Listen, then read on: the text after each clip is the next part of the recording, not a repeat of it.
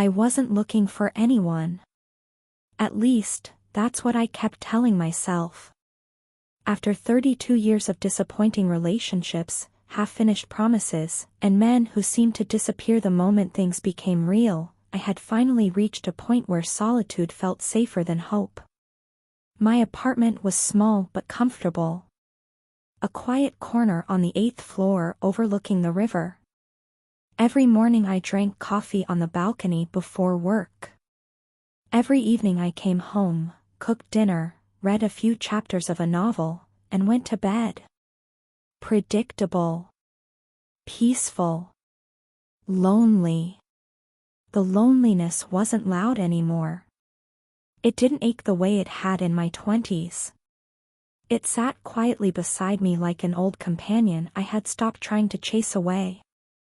Then he moved in across the hall. The first time I saw him, I was carrying groceries. A bag split open. Oranges rolled across the corridor. I muttered a curse under my breath and crouched down to gather them. Before I could reach the last one, a hand appeared. Long fingers. Strong wrist. A simple silver watch. Got it. His voice was deep enough to make me look up immediately. Big mistake. Because the moment I met his eyes, something shifted. He was handsome, yes. But handsome men were everywhere. What caught me off guard was the way he looked at me. Attentive. Present. As though I were the only person in the world at that moment. "Thank you," I said. He handed me the orange. Our fingers brushed. A tiny touch. Meaningless. Yet somehow my pulse reacted as if it had been something much more. No problem. His smile was devastating. Not flashy. Not practiced. Just genuine. The kind that reaches a person's eyes. I watched him unlock the apartment across from mine. Then I went inside and spent an embarrassing amount of time staring at my closed door. I should have forgotten about him. Instead, I thought about him all evening. And the next day. And the day after that. The weeks that followed felt dangerous in a way I hadn't experienced for years. Not because anything happened. Because nothing happened. And somehow that was worse. Every morning we crossed paths. Sometimes in the elevator. Sometimes in the lobby. Sometimes outside the building while waiting for coffee. The encounters were brief. A smile. A joke. A few words. Yet each interaction seemed to leave a mark. Like sparks landing on dry paper. Small. Harmless. Until enough of them gathered. His name was Ethan. He worked as an architect. Loved old jazz records. Ran 5 miles every morning. Had a habit of rolling up the sleeves of his shirts when he concentrated. I hated that I noticed details like that. I hated it because it meant I was paying attention. Far too much attention. One rainy Thursday evening, the elevator stopped unexpectedly between floors. Just my luck. And just my luck. Ethan was inside with me. The lights remained on. Nothing dangerous. Just inconvenient. Still, the confined space changed everything. Suddenly he wasn't across a hallway. He wasn't someone I occasionally passed. He was right there. Close enough that I could smell his cologne. Close enough to notice the faint stubble along his jaw. Close enough that every movement seemed amplified. The silence stretched. Then he laughed softly. Well. I smiled. Well. Looks like we're trapped. Looks like it. The emergency operator informed us that maintenance would arrive shortly. Shortly turned into 40 minutes. 40 minutes became an hour. And somewhere during that hour, the distance between strangers disappeared. We talked. About childhood. About regrets. About dreams. About fears. About everything people usually hide. I found myself telling him things I hadn't shared with anyone in years. He listened. Really listened. No interruptions. No waiting for his turn to speak. Just attention. Pure attention. And somehow that felt more intimate than physical touch. By the time the elevator doors finally opened, something had changed. We both felt it. Neither of us mentioned it. But it was there. Invisible. Powerful. Growing stronger every day. The next morning, I found a cup of coffee outside my apartment door. My favorite order. Exactly right. Attached was a note. Thought you might need this after our adventure. Ethan. I stared at it for a very long time. Then I smiled so hard my cheeks hurt. And for the first time in years, I found myself looking forward to what came next. I should have stayed away from him. Looking back, that's the thought that returns to me most often. Not because Ethan was a bad man. Quite the opposite. The real danger was that he was exactly the kind of man I had spent years convincing myself didn't exist. The kind who remembered things. The kind who listened. The kind who noticed. And once a woman meets a man like that, it's hard to return to pretending she doesn't want more. The coffee outside my door became a problem. Not because of the coffee itself. Because of what it represented. The next morning, I found myself standing in front of my closet for almost 20 minutes. 20 minutes. For work. I wasn't going to a date. I wasn't attending a gala. I was going to an ordinary office where nobody cared what I wore. Yet there I stood, rejecting outfit after outfit. Too formal. Too casual. Too obvious. Too boring. I finally settled on a dark green blouse and black trousers. Then immediately became annoyed with myself.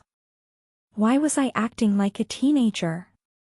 Because somewhere deep down, I knew I would probably run into him. And I wanted him to look at me. The realization was both thrilling and humiliating. Sure enough, when the elevator doors opened, he was already inside. My stomach betrayed me instantly. That ridiculous flutter. That little rush. That spark. He looked up. His eyes brightened. And somehow that felt even worse. Morning. Morning. His gaze lingered for a second. Not in a way that made me uncomfortable. In a way that made me painfully aware of myself. You look nice. 3 simple words. That was all. Yet my heart reacted as if he'd recited poetry. Thank you. The elevator continued downward. I focused very hard on breathing normally. Apparently I failed. Because he smiled. You nervous about something? I laughed. A presentation. A real presentation? No. His smile widened. A fake presentation? A presentation I've invented to explain why I'm suddenly nervous. That earned a genuine laugh. And God help me, I loved the sound of it. By the time we reached the lobby, my day already felt brighter. Which was precisely the problem. Nobody should have that much influence over my mood. Especially not a man I'd known for only a few weeks. Yet somehow Ethan was slowly becoming part of my daily routine. Part of my thoughts. Part of my life. And I wasn't sure how to stop it. Or if I even wanted to. Friday arrived. Then Saturday. Then Sunday. On Sunday afternoon there was a knock at my door. I opened it. Ethan stood there holding a bottle of wine. Please tell me you're not busy. I blinked. Depends. On? Whether this is a pyramid scheme. He laughed. Good news. It's not. Then what is it? He gestured toward his apartment. I accidentally made enough pasta for 6 people. Accidentally? Fine. Deliberately. I folded my arms. So this is a dinner invitation? Maybe. His eyes held mine. That familiar warmth appeared again. The kind that made me feel like the center of his attention. The kind that made my pulse misbehave. Maybe? I'm trying to sound casual. Are you succeeding? Not even a little. I smiled despite myself. Give me 10 minutes. His grin appeared immediately. And that smile alone almost made saying yes worthwhile. His apartment surprised me. It felt like him. Comfortable. Elegant. Warm. Bookshelves lined the walls. Records sat neatly arranged beside a turntable. Large windows overlooked the river. Soft music played quietly in the background. The entire place felt lived in. Not staged. Not designed for appearances. Real. I liked that. Maybe too much. Dinner was wonderful. Conversation even better. Hours passed without either of us noticing. We talked about everything. Travel. Family. Career mistakes. Embarrassing stories. Future dreams. The subjects changed constantly, yet somehow the conversation never lost momentum. It flowed naturally. Effortlessly. Dangerously. Because every minute seemed to reveal another reason to like him. And I was already struggling enough. At some point I noticed him watching me. Not speaking. Just watching. What? His expression softened. Nothing. Ethan. He hesitated. Then smiled. I was just thinking. About? How easy this feels. My heartbeat stumbled. The room suddenly felt warmer. I know what you mean. His eyes remained on mine. The silence stretched. Not awkward. Not uncomfortable. Something else. Something heavier. Something neither of us seemed willing to interrupt. The music continued quietly. The city lights glittered beyond the windows. And for a brief moment, it felt as though the entire world had narrowed down to the space between us. A dangerous thought entered my mind. What would happen if I leaned closer? The realization startled me. Because I wasn't usually impulsive. I wasn't reckless. Yet with him, those instincts felt weaker. Less certain. His gaze dropped briefly to my lips. Then returned to my eyes. The movement lasted less than a second. Yet I noticed. And judging by the look in his face, he knew I had noticed. The atmosphere shifted. Subtly. Irreversibly. Neither of us moved. Neither of us spoke. But suddenly every inch of distance felt significant. Every breath felt louder. Every glance lasted longer. I should have left. I should have thanked him for dinner and gone home. Instead, I stayed. Because for the first time in years, I didn't want the evening to end. And judging by the way Ethan continued looking at me, neither did he. That was the moment I realized the truth. This wasn't a harmless crush. This wasn't simple attraction. Something real was beginning. And real things have the power to change everything. After that dinner, everything changed. Not visibly. Not officially. Neither Ethan nor I mentioned what had happened between us that evening. The lingering looks. The charged silences. The awareness that seemed to follow us everywhere. Yet pretending became increasingly difficult.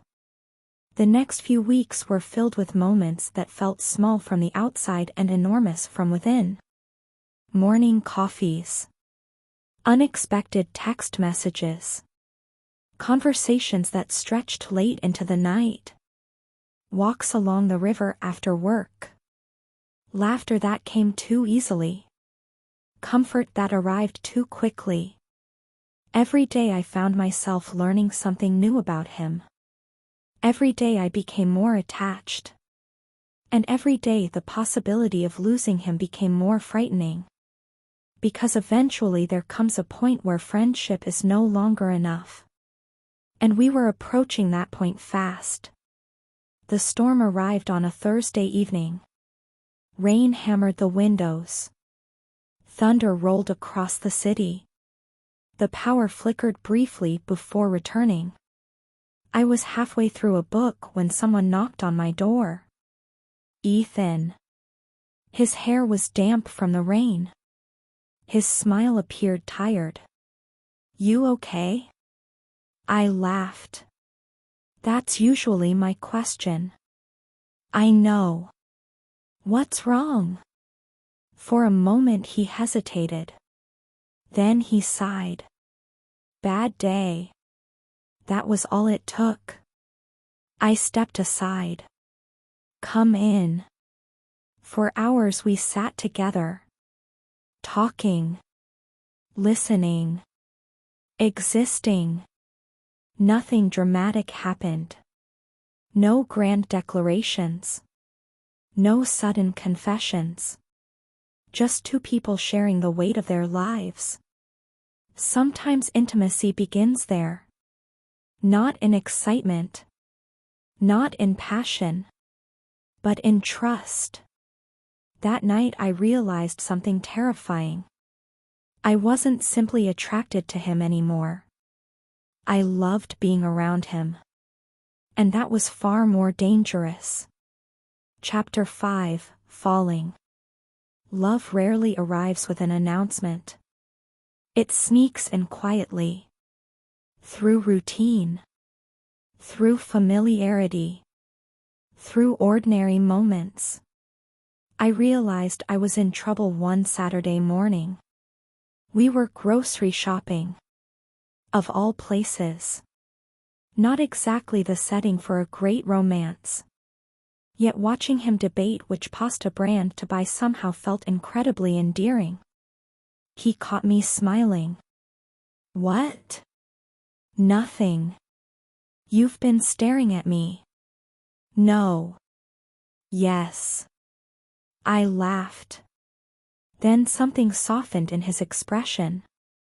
And suddenly neither of us were talking about pasta anymore. The world seemed to pause. The noise of the store faded. For a brief moment it felt like we were the only two people there. That was when I knew. I was falling in love.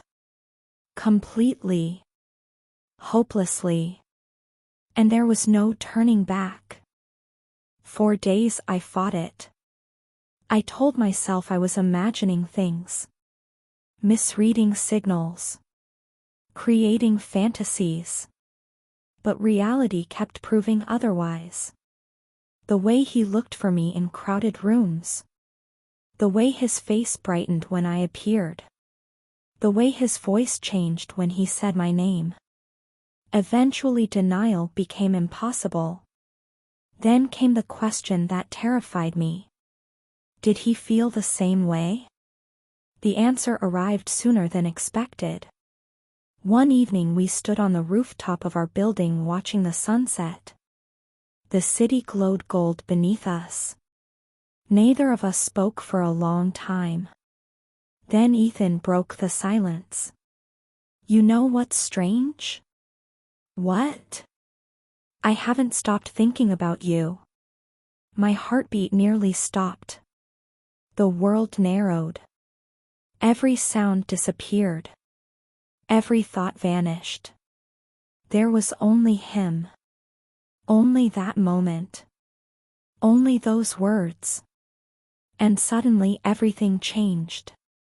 The conversation that followed lasted hours. Honest. Raw. Terrifying. We admitted what had been growing between us. How long we had felt it. How hard we had tried to ignore it. How impossible that had become. There were no games. No manipulation. No uncertainty. Just truth. For the first time in years, I felt completely seen. Not idealized. Not judged. Seen. The difference was extraordinary. When we finally left the rooftop, we did so together. No longer wondering. No longer guessing. No longer pretending. The early months were beautiful. Not because everything was perfect. Because it wasn't. We disagreed. We made mistakes. We frustrated each other. But we stayed. We talked. We listened. We chose each other repeatedly.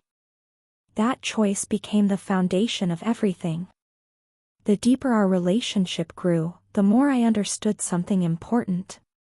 Real love isn't built on constant excitement. It's built on consistency. On trust. On showing up. And Ethan showed up every day. Not with grand gestures. With reliability. With kindness. With presence. The things that matter most. The closer we became, the more frightened I felt. Not of him. Of losing him. Love creates vulnerability. The more valuable something becomes, the more terrifying it is to imagine life without it. Eventually my fears surfaced. Old wounds. Old disappointments. Old heartbreaks. One evening I finally told him everything. Every insecurity. Every scar. Every reason I was afraid. When I finished, silence filled the room. Then Ethan reached for my hand. You don't have to earn being loved. The words hit me harder than anything I'd ever heard. Because part of me had spent years believing the opposite. That love was something you constantly had to prove you deserved. That night something healed inside me. Not completely. Healing takes time. But it began. And sometimes beginnings are enough. A year later we returned to the rooftop. The same place where everything had changed. The same skyline. The same city lights. The same river below. Yet everything felt different. Because we were different. Stronger. Closer. Certain. Ethan smiled as he looked across the city. Remember our first dinner? I laughed. The pasta disaster? The one and only. You were nervous. You were impossible to read. I was terrified. His smile softened. I know. Then he looked at me the way he always did. Like I mattered. Like I was home. And after all the years spent searching for certainty, I finally understood something. The greatest romances aren't built from dramatic moments. They're built from thousands of ordinary ones. Coffee in the morning. Conversations after midnight. Shared laughter. Mutual trust. A hand reaching for yours without thinking. A person who stays. A person who chooses you. Again and again. And standing there beside Ethan, watching the city lights shimmer beneath the night sky, I realized that the thing I'd been searching for all along wasn't excitement. It was belonging. And somehow, unexpectedly, beautifully, I'd found it across the hall.